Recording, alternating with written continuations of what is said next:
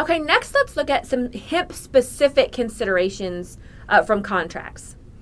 One important thing to look at related to hemp is who's going to pay for the licensing, sampling, and testing of the hemp, right? These aren't issues that you face if you're growing sorghum or corn or cotton. So this is something to just be aware of and pay attention to, because when you look at those budgets, those costs certainly are something that need to be considered. Additionally, what happens to the contract if the state revokes the grower's license? Is there any sort of mechanism in the contract for what happens in that instance? More related to costs, who bears costs of harvest, transportation, and processing? Again, I've seen contracts do different things on this, so you just want to make sure that your contract is clear and you understand who's going to be responsible for those costs. Additionally, what's going to happen if the crop does not meet the required quality specifications? This is something that I saw in almost every contract is, there may be certain requirements related to the crop. So some of them is there has to be a certain percent of CBD in the crop, right? You might see that in a CBD purchase type contract. Some of them, there may have to be a certain moisture content met. So pay attention to what happens if the crop doesn't meet those required specifications. Here's an example from a contract, and we've redacted a lot of information, so if you're wondering why there's black lines everywhere, that's what it is. This one says that the material should be weighed and inspected upon receipt, and the buyer reserves the right to reject any incoming material based on quality standards, weight discrepancies, or any other reason. So from a grower perspective, right, that clause right there makes me feel sweaty. Because, right, it basically says that the buyer has the right to reject my crop for any reason. So that's something I would probably not be super comfortable seeing in a contract, just because it gives all that right to the buyer. So, for example, right, let's say we had agreed on a price, and then the price falls, and we have this clause in a contract. It seems likely to me that a buyer might reject it, not necessarily because there's anything wrong with the crop, but because they don't want to have to pay that agreed upon price that's now higher than the market. So that's just an example of something I would pay attention to.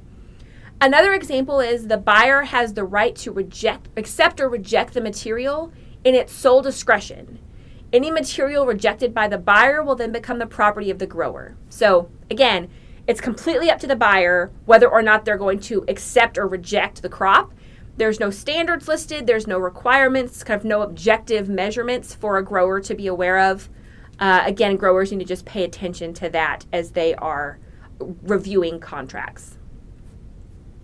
Another clause that you'll see in contracts is something related to the growers required to use best farming practices or commercially reasonable production practices. So you might pay attention to those because, again, it's kind of important to know what those are.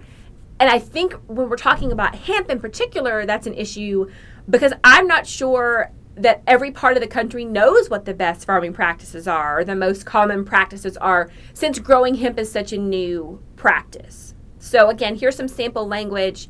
It basically says that this guarantee will be in effect as long as the farmer plants so many plants per acre and follows the mutual agreed upon growing plan and standard operating procedures and uses their best farming practices to achieve a harvestable crop. So again, it looks like in this contract there probably are some standard operating procedures that list out, specific objective requirements, but then it talks about best farming practices, and again, that's an area where I feel like you could certainly see some potential for litigation over.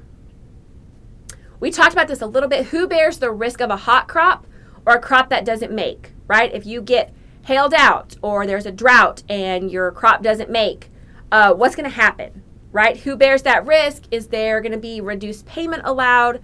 That's something important to be aware of. So an example of a risk of loss clause might say, the grower shall have the risk of loss for the hemp while growing and shall take what steps it deems necessary to protect the grower from the risk of loss or damage, including but not limited to preventing mold, improper harvesting, and unlawful THC content. Right? And again, because growing hemp is so new and because we saw so much hemp across the country test hot last year, this is something I would really pay attention to and be concerned about as a grower, because if it's completely a risk I'm taking, I sure want to be aware of that.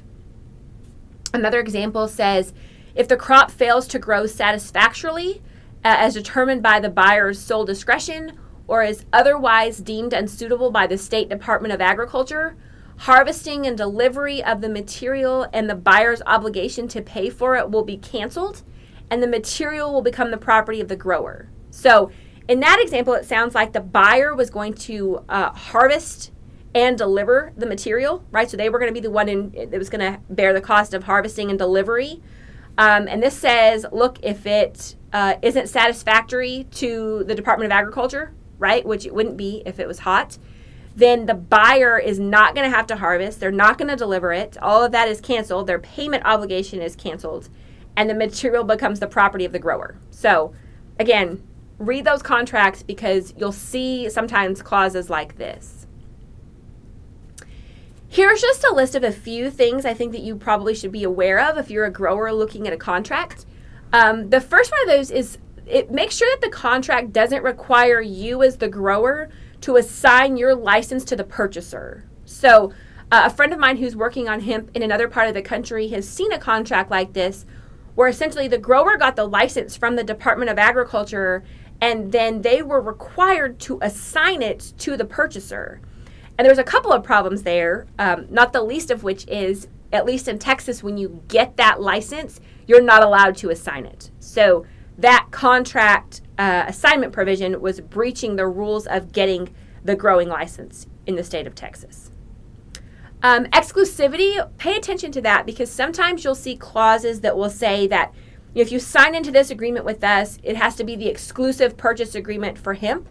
And, whether that company is going to buy all of your hemp or not, they make you only sell to them. So that may be something that's an issue if you've got, more hemp than they're willing to buy or something like that. And here was just an example of an exclusivity of agreement. During the term of this agreement, the buyer will be the grower's exclusive agent for the processing of all the grower's hemp and the distribution and sale of products processed therefrom. So what you'll see there is the grower is agreeing that this buyer is going to process all of their hemp. So again, just pay attention to those type of clauses. Lastly, we'll look at a few kind of standard legal terms that you'll see in a lot of contracts. These aren't hemp specific by any means, but you certainly could see them. The first is a choice of law provision. And so what that is parties can agree contractually which state's law would apply to the agreement. So let's say I'm growing hemp in Texas and I'm in a contract to sell it to a company from Colorado. We could choose and agree contractually whether we're going to apply Texas law or Colorado law. So pay attention to that, because that'll impact which law will be applied if there's any sort of legal dispute. Similarly, look for a venue selection clause. Essentially what that is the parties agree that if there's any dispute over this contract, it will be heard in a specific location and in a specific court.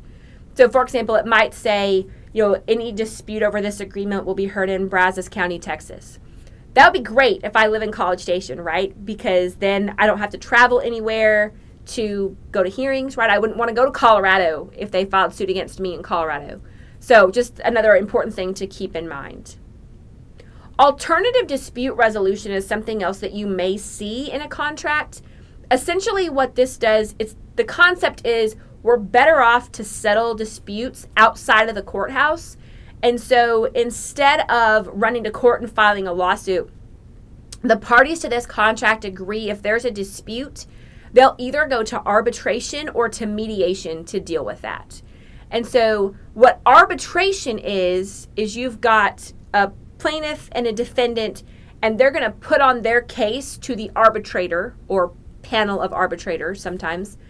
And the arbitrator basically acts like a judge. They're going to rule on the case, pick a winner and loser, and then that's a final judgment that can essentially be filed like a court judgment. So basically you just swap your day in court for your day in arbitration. The benefits of that is sometimes it can be cheaper and faster than court, and so that's sort of the pros of having an arbitration clause. A mediation clause is different. Essentially, for mediation, that's where you're going to still have a plaintiff and a defendant. They're going to go and sit down with a neutral third-party mediator who's going to sort of like sing kumbaya and try to get them both on the same page to reach an agreement. So if, and only if, both parties agree, then they can settle their dispute. And if they do, they'll write up a mediation agreement, right? Fight's over. If both parties don't agree, then the mediation just didn't work, and either party then can go file a lawsuit in court.